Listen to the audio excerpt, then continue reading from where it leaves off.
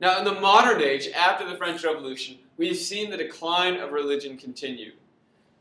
Once again, we can trace the secularization trend back to the religious divisions and turmoil that it caused, which resulted in the rise of more secular political authorities, and the secular and science, right, which challenged religious intellectual assertions.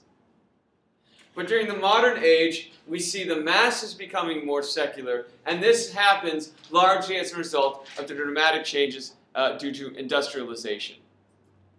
People moving to cities and therefore not exposed to the local church.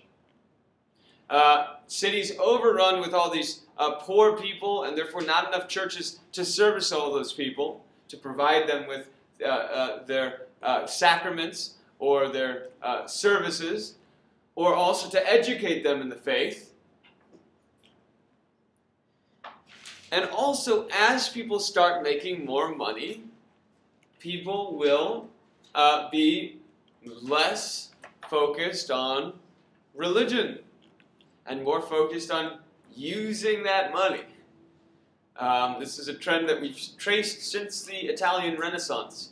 How the merchants of Italy, with their wealth, are using that wealth in a secular manner, and we see that with the merchants later in Amsterdam. Amsterdam is, in the Netherlands, very Calvinist country, fighting this Calvinist rebellion against the Spanish, but very, in the aftermath of that, experiences religious toleration and a very mild, religious climate in which we see the secularization of society. We see the art and we see the culture focused on the bourgeois leaders of that society, not on religion.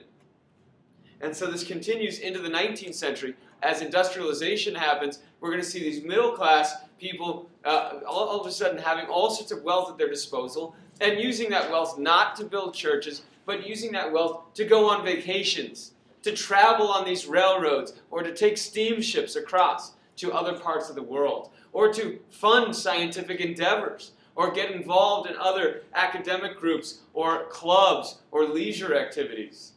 And so that's how people will be doing this. And so more money leads to increasingly secular activities and a secular focus in people's lives. So what we also see during this time, as a result of industrialization, urbanization, the movement towards cities, we see a transformation in Judaism. Jews are historically oppressed and ostracized in Europe, but during the 19th century, with the expansion of religious toleration amongst elites, many Jews will find new opportunities outside of the Jewish ghettos that they were forced to live in. And so Jews will be will play a bigger role interacting with Christians across Europe. And they'll be involved in governments as enlightened absolutists get rid of religious requirements for holding civil positions. Jews will be able to get involved in government. They will play roles in other middle-class professions, as merchants, as lawyers, as bankers. And so we will see opportunities for Jews that were not available before. And a good example of this, as we noted, was that Benjamin Disraeli, the British Prime Minister of the late 19th century, he was born Jewish. He converted to Christianity. He was a Christian and Anglican, because you had to be Prime Minister, but he was born Jewish. And then in the early 20th century, we see Léon Blum, the leader of the Popular Front in the 1930s in France. He's Jewish. He's a Jewish socialist who's able to lead this government, this coalition government called the Popular Front in the 1930s in France. And so we see Jews playing a more prominent role in banking, for example. The Rothschilds will be a leading banking family, one of the rich families of Europe, and they will be Jewish. which, of course, provokes responses. Anti-Semitism, we see an upswing of that. And this anti-Semitism takes the form of the Dreyfus Affair in France, where Captain Dreyfus, Alfred Dreyfus, is imprisoned for a crime he didn't commit, and the authorities and the church swear he did it and resist reopening the case until it becomes obvious that he needs to be freed. But in the East, religious intolerance, anti-Semitism, takes on a more vicious role. It is there violent, these pogroms in the East. And often what we see is these pogroms are supported by civil authorities. They're supported by political authorities as a way of getting the masses on the side of the people, on the side of the government. So how do we get the masses to support the government? We can create an enemy, and we can have the masses fighting for us against that enemy. And so the worst pogroms are in the Russian Empire, where most Jews live, in what formerly was Poland. And so these pogroms will result in the death of hundreds of Jews at a time.